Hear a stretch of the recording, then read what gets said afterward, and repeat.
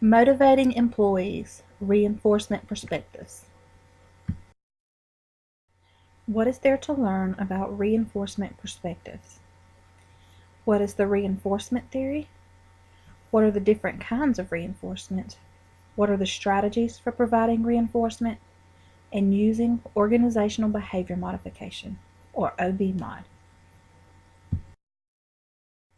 The reinforcement theory tells us that behavior that results in rewarding consequences is likely to be repeated, and that behavior that results in punishing is less likely to be repeated. There are 4 kinds of reinforcement: 2 that strengthen or maintain behavior, and 2 that weaken or decrease behavior. The 2 that strengthen and maintain behavior are positive reinforcement and avoidance, and the 2 that weaken or decrease behavior are punishment and extinction. Positive reinforcement is when there are rewards or positive outcomes after desired behavior is performed. Some examples are praise, raises, promotions, and awards. Avoidance is when appropriate behavior is performed to avoid unwanted consequences. A customer service representative who knows that they will be reprimanded by not properly greeting customers may avoid the consequences by professionally greeting each customer as they come into their store or department. Punishment is unpleasant consequences that may reduce unwanted behavior, such as reprimands, discipline, or fines. Though side effects from punishment, such as resentment and hostility, can make it counterproductive. Extinction is simply ignoring behavior instead of reinforcing it. For example, if there is joke telling on the job, if it is ignored and not participated in, then that may extinguish the behavior. But taking part in it would reinforce it and send the message that it is okay. Now you know what kind of reinforcements there are, but now you need to know when and how to provide those reinforcements. Fixed interval schedule and variable interval schedule will tell you when, and fixed ratio schedule and variable ratio schedule will tell you how. A fixed interval schedule is when a reinforcement comes at a fixed or set time, and the employee's behavior does not affect whether they receive it or not. A paycheck is an example of a fixed interval schedule. With variable interval schedule, time varies from one reinforcement to the next, and rewards are based on visits or inspections. Since employees wouldn't know when to expect the boss to come by, they tend to maintain a reasonable high level of effort at all times.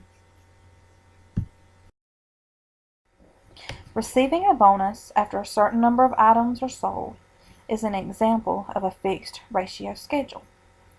This is because the reinforcement comes after a fixed number of behaviors, and time has no effect on it. The fixed ratio schedule results in a higher level of performance. With variable ratio schedule, the number of behaviors varies between rewards. Because of this, employees may get rewarded on a first, fifth, and eighth behavior instead of after a set number of behaviors. Since they do not know when the reward will come, this motivates employees to increase the amount of desired behavior because of probability to receive a reward. The downside of variable ratio schedule is that it is difficult, if not impossible, to use a formal reward such as pay.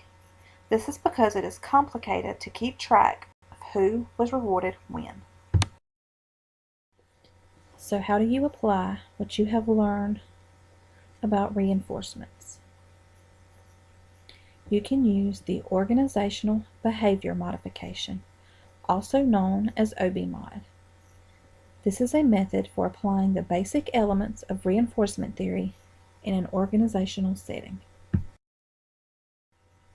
To use OBMOD, you need to specify behaviors that you want to be increased or decreased within your company, and then tie those behaviors to specific forms or kinds of reinforcement. Now let's take a look at some examples of OBMOD that can help you understand how the types of reinforcement are used. First, let's take a look at the behaviors. Let's say the behavior you want increased is selling more inventory, and the behavior you want decreased is customers being ignored. Now let's tie these behaviors to certain types of reinforcement. If you want a certain amount of inventory sold, you can use positive reinforcements on a fixed ratio schedule to motivate your employees. For example, you can give a bonus after every 10 items are sold.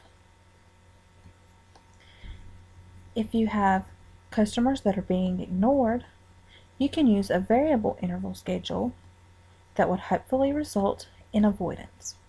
For example, you can check in on an employee at different times of the day. That would result in them avoiding a reprimand and motivate them to quit ignoring customers.